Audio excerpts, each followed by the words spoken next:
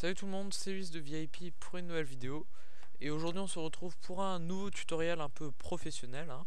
Un peu comme vous voyez, c'est les tutos que je vous avais fait sur Word, PowerPoint et OneNote.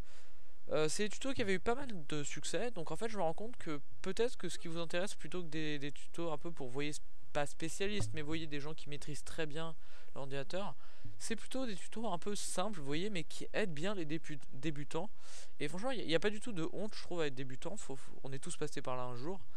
Et franchement, c'est pas mal, et je trouve que YouTube, c'est pour ça que c'est un bon moyen, c'est que vous voyez, je vous permets de vous apprendre gratuitement quelque chose, et que du coup vous n'avez pas besoin de, je sais pas, de passer par un manuel ou quelque chose comme ça.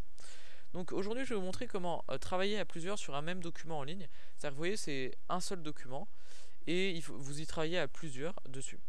Donc pour cette astuce on va utiliser Google Drive. Alors si j'utilise Google Drive comme cloud, c'est pas parce que ce serait un cloud plus mieux que les autres. Enfin moi je trouve que par exemple Dropbox est mieux fait. Mais en fait ce qu'il faut, c'est avoir une adresse Gmail pour pouvoir participer à cette astuce. Et Gmail, enfin aujourd'hui on va se l'avouer, à peu près tout le monde a un compte Google et donc une adresse Gmail, parce que c'est à peu près créé automatiquement avec le compte Google. Donc du coup c'est beaucoup plus simple. En plus, comme tout le monde a un téléphone Android, enfin la plupart des gens ont un téléphone Android maintenant, bah du coup ça facilite pas mal les choses. Donc tout d'abord, ce que vous allez devoir faire, c'est importer votre document. Donc vous voyez, vous cliquez ici, vous voyez, sur cette petite flèche, sur fichier. Et là, vous voyez, vous allez dans le document et vous choisissez le document que vous voulez importer. Par exemple, celui-là, j'imagine. Enfin, vous voyez, vous choisissez celui que vous voulez. Ensuite, enfin oui, alors il faut que j'évoque la deuxième possibilité quand même.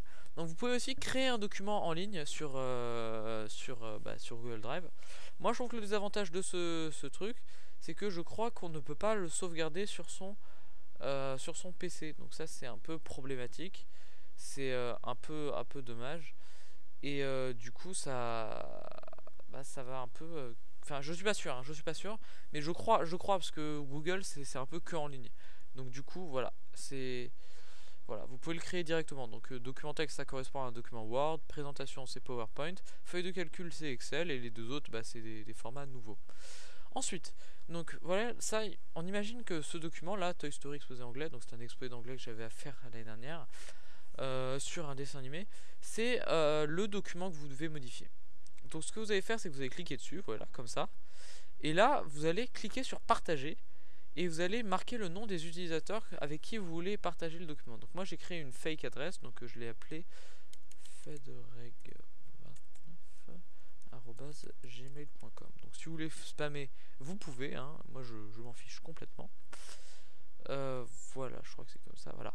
Donc vous voyez, ça, ici ce bouton c'est un peu important. Donc ça veut dire en fait le paramètre de champ que vous laissez à à celui avec qui vous avez modifié, ou à ceux.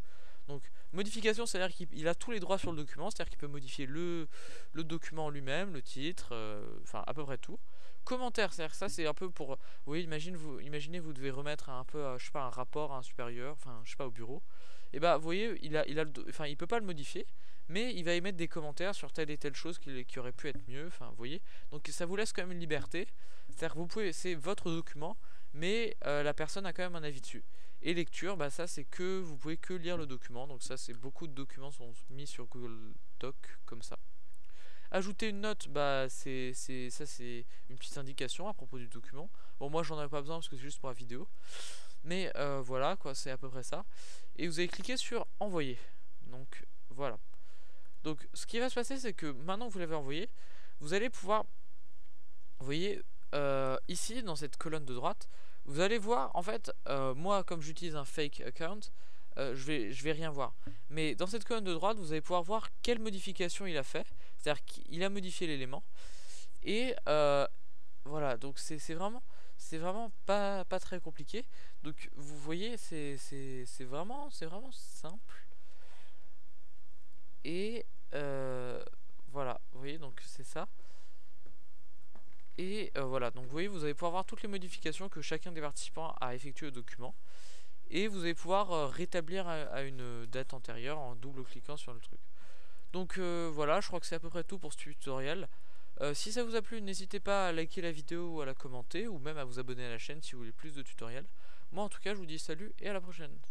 Salut, ciao.